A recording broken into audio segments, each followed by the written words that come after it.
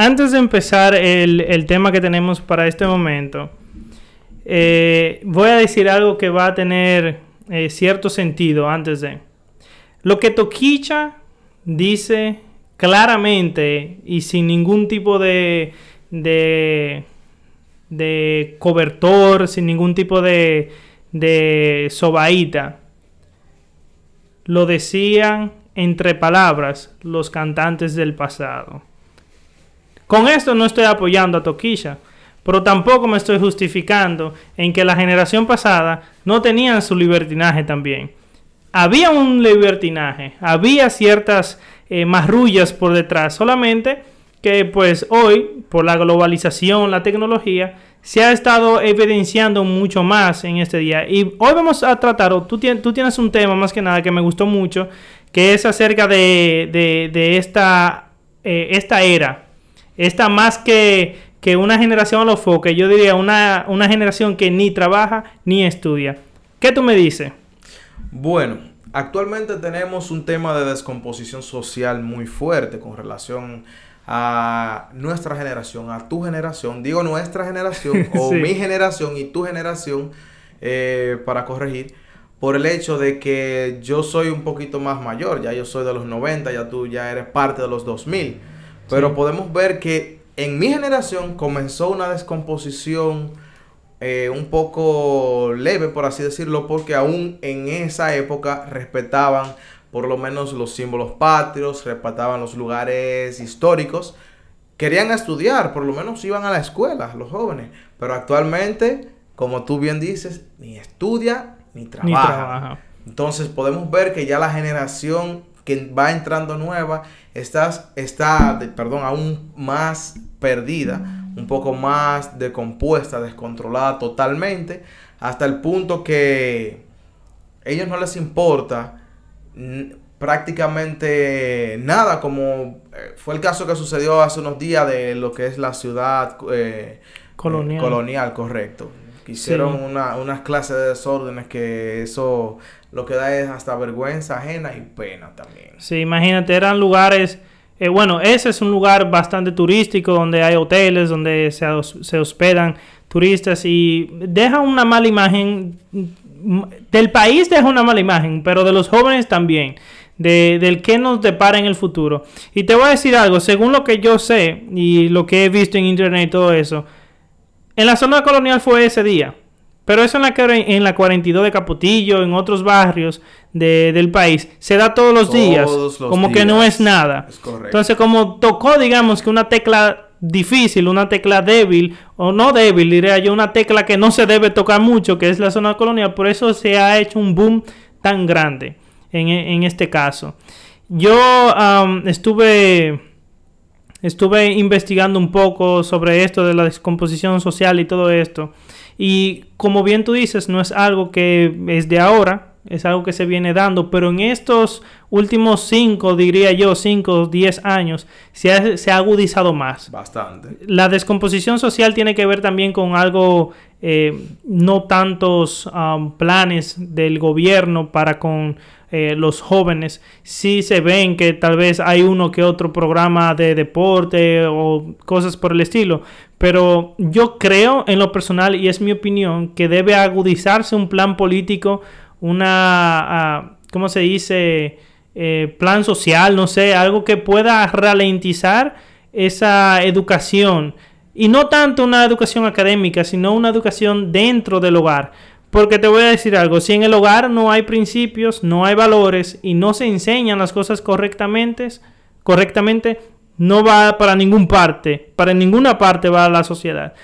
Porque si tú no le enseñas a una familia cómo debe tal vez tener los principios básicos de cómo criar a un niño, y te lo digo yo que estudio psicología educativa, cuando una persona no tiene las herramientas de información que pueda transmitir de una manera segura y confiable a su hijo, no va a llegar a ningún lado ese muchachito.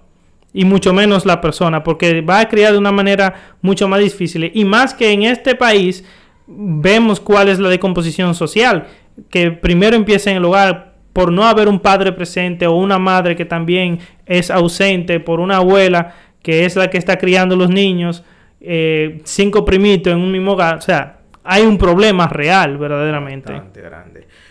Yo estuve viendo al mediodía un video de una situación que sucedió con un joven hace un tiempo, al principio de los 2000.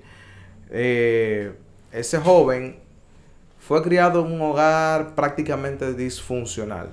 Lo que yo pude ver es que, según lo que yo pude entender, su padre cometió un crimen, algo así, y cayó preso. Su madre entró en depresión porque ella también estaba dentro de la organización que pertenecía a su padre, que era una pandilla de esa de los años 90 y 80. Entonces ella quedó embarazada y entró como una especie de depresión. Cuando tuvo su hijo, que es del niño del que se hablaba en el video, ella cayó en las drogas, lamentablemente, y prácticamente su hijo quedó en la calle. Fue criado por la abuela junto con otros primitos que también sus padres estaban en la misma situación. En total eran como 8 niños que habían en la casa. Y según la abuela, ella veía todo lo que el niño hacía bien. Dejó la escuela, para ella eso estaba bien porque él no quería ir a la escuela. Llegó a un punto de que el niño ya no estaba en la casa con solo 7 años. Ya él formaba parte de una pandilla. Y yo me puse a pensar en esa situación que vivió ese niño y lo comparé en la situación que viven muchos de los jovencitos de hoy en día, que quizás nosotros, ese chamaquito es un delincuente, ¿dónde están los padres? Muchas veces son niños que vienen de un hogar disfuncional, como tú bien decías, y quizás le falta el papá o le falta la mamá.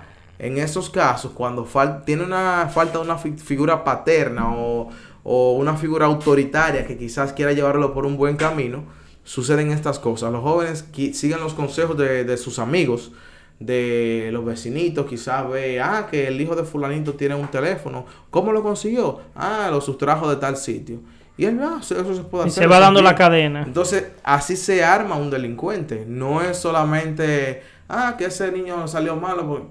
Se arma un delincuente por falta de una figura autoritaria o padres autoritarios o padres que den un buen ejemplo, y también por falta de educación. Porque si no tienen educación, en ningún momento van a querer progresar, van a querer, como por ejemplo, he visto jovencitos que desde pequeños tienen aspiraciones. Estos jóvenes les importa una cosa como la otra, porque se crían sin afecto, sin ese sentimiento de amor y cariño. Sí. Entonces, por eso es que esta sociedad está hoy en día tan deteriorada, porque los jovencitos desde que tienen cierta edad, lo primero que ven, que en la esquina hay un colmadón, ponen un musicón y allá van las niñas que no pasan de 15 años, van niños a los colmadones, con los borrachos, ponen el dembow, comienzan a bailar, comienzan a hacer cosas extrañas con su cara y con su lengua, se entran una gilete en la boca. Un sinnúmero de cosas extrañas que para nosotros que quizás tenemos un nivel de educación y fuimos criados por padres responsables, nos parece algo feo, pero para ellos en los barrios quizás ya es normal. Y no es normal realmente. Eso no es normal. Ese no es el tipo de educación que un joven necesita en la actualidad. Mira, yo creo que lo que tú acabas de decir es como cuando no lo acoge la familia y no lo acoge el Estado, lo acoge la calle. La calle es su hogar. Y no estamos diciendo que tal vez todas las personas que no tuvieron una figura paterna o materna sean personas malas. Es que ellos fueron víctimas básicamente de las circunstancias de su entorno. Son víctimas en realidad. O sea, obviamente un delincuente es un delincuente. No importa la forma en la que se crearon, pero hay que ver también, como yo te decía en el capítulo anterior, que tenemos que tener sentido crítico. Ok, él es un delincuente, pero ¿qué pasó? Él es una víctima. ¿En qué punto él dejó de ser una víctima? ¿De qué forma se crió ese victimario? ¿Verdad? Y lo que tú acabas de decir es algo que tiene mucha aseveridad, tiene mucha lógica, de que cuando la familia falla y el Estado falla, pues la calle se encarga, ¿verdad? Verdaderamente y lamentablemente, porque la calle no te va a enseñar lo común o lo mejor, ¿verdad? Y yo puedo decir, yo me crié en no de los mejores barrios del país, o yo vivía en Piantini o algo por el estilo, pero sí era un barrio donde mis papás podían tal vez buscar la forma de cómo criarme. Realmente es así. Cuando un jovencito o un niño es acogido por la calle, no va a aprender nada productivo, nada bueno, porque en la calle no hay nada bueno. Yo fui criado en un barrio quizás no de los mejores, pero ahí más o menos.